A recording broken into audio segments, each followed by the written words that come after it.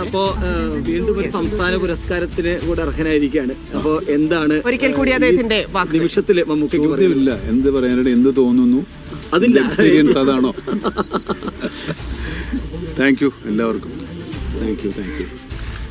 എൻ്റെ കൂടെ പുരസ്കാരങ്ങൾ നേടിയ എല്ലാവർക്കും, എൻ്റെ കോ ആക്ടേഴ്സ് അല്ലെങ്കിൽ ആസിഫിനും ടോവിനോയ്ക്കും കൺഗ്രാജുലേഷൻ.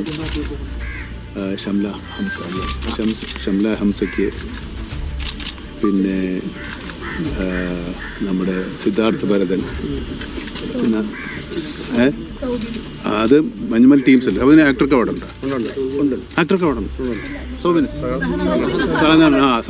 സൗബിനും ആസിഫ് അലി സബാനല്ല, ബെസ്റ്റ് ആക്ടറാണ്. സൗബിനും എല്ലാവർക്കും, പിന്നെ നമ്മുടെ പടത്തിന് റോണക്സിനുണ്ട്, മ്യൂസിക് ഡയറക്ടറുണ്ട്. അങ്ങനെ എല്ലാവർക്കും അഭിനന്ദനങ്ങൾ. അമൽ നീരത് ടീമിന് അഭിനന്ദനങ്ങൾ, മഞ്ഞുമൽ ബോയ്സ് ടീമിന് അഭിനന്ദനങ്ങൾ. എല്ലാവർക്കും അവാർഡ് കിട്ടിയവർക്ക് എല്ലാവർക്കും അഭിനന്ദനങ്ങൾ, കിട്ടാത്തവർ അടുത്ത പ്രാവശ്യം കിട്ടും. ഓക്കെ, യുഗത്തിലെ വേഷം ചെയ്യുമ്പോൾ ഇങ്ങനെ പ്രതീക്ഷ ഉണ്ടായിരുന്നു, അത് കുറച്ചുകൂടെ അങ്ങനെ ഇപ്പൊ പ്രതീക്ഷിച്ചിട്ടല്ലോ ചെയ്യുന്നത്, ഇതൊക്കെ സംഭവിക്കുന്നതാണ്. Thank you. തൂക്കാൻ ഇതെന്താ വല്ലോ കട്ടിയാണ്. നമുക്ക് വൈവിധ്യമാർന്ന വേഷങ്ങൾ ചെയ്തിട്ടുള്ള ഒരാളാണ്. ഈ ഭ്രമയുഗത്തിലേക്ക് വന്നപ്പോൾ അതിൽ വ്യത്യസ്തത എന്തായിരുന്നു? അത് കഥാപാത്രവും കഥയും ഒക്കെ വ്യത്യസ്തമാണ്, അതുകൊണ്ടാണ്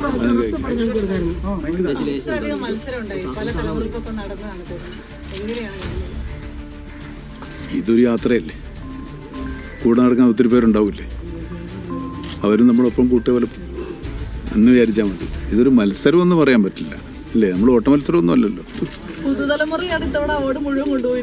ഞാനെന്താ പഴയതാണോ?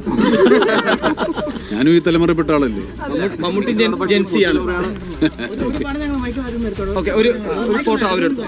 എന്റെ അല്ലേ ഇവരുടെ.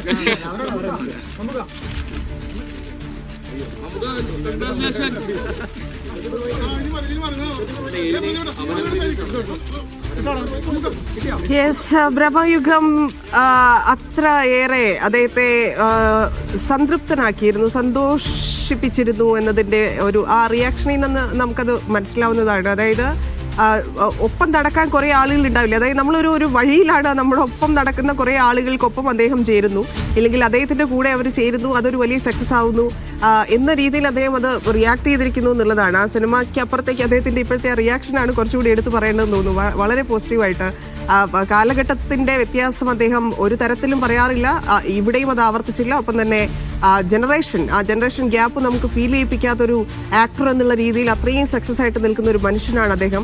അതിനപ്പുറത്തേക്ക് ഈ ബ്രഹ്മയുഗത്തിന്റെ മാത്രം കാര്യം പറയുകയാണെങ്കിൽ അത് അങ്ങനെ ഞെട്ടിക്കുക എന്ന് പറഞ്ഞാൽ, ഒരു വർഷത്തെ മുഴുവൻ സിനിമകൾ എടുത്തു നോക്കുമ്പോൾ ഞെട്ടിച്ച ഒരു സിനിമ എന്ന് പറയുമ്പോൾ അത് ബ്രഹ്മയുഗമാണ്. അത് പല രീതിയിലുള്ള അഭിപ്രായങ്ങൾ ആ സിനിമയെക്കുറിച്ച് വന്നിരുന്നു, അതിന്റെ ടെക്നിക്കൽ വശങ്ങളിലും അത് കൈകാര്യം ചെയ്ത വിഷയത്തിലും അതിലെ ആക്ടേഴ്സിനെയും ഉൾപ്പെടെ പല രീതിയിലുള്ള അഭിപ്രായങ്ങൾ വന്നിരുന്ന, ഇല്ലെങ്കിൽ അത്രയധികം ആളുകൾ ചർച്ച ചെയ്തിരുന്ന ഒരു ചിത്രമാണ്. ആ ചിത്രത്തിലൂടെയാണ് 7ാമത്തെ തവണ, അതായത് മലയാള സിനിമയിൽ 7 തവണ മമ്മൂട്ടി സംസ്ഥാന ചലച്ചിത്ര അവാർഡ് നേടുന്നു എന്നുള്ളതാണ്. അത് 2024 അവാർഡ് ബ്രഹ്മയുഗത്തിലൂടെ വീണ്ടും നേടിയിരിക്കുന്നു, 7ാമത്തെ അവാർഡായി എന്നുള്ളതാണ്. അദ്ദേഹത്തിന്റെ പ്രതികരണമാണ് നമ്മൾ കേട്ടത്. തിരിച്ചെത്താം ഇടവേള.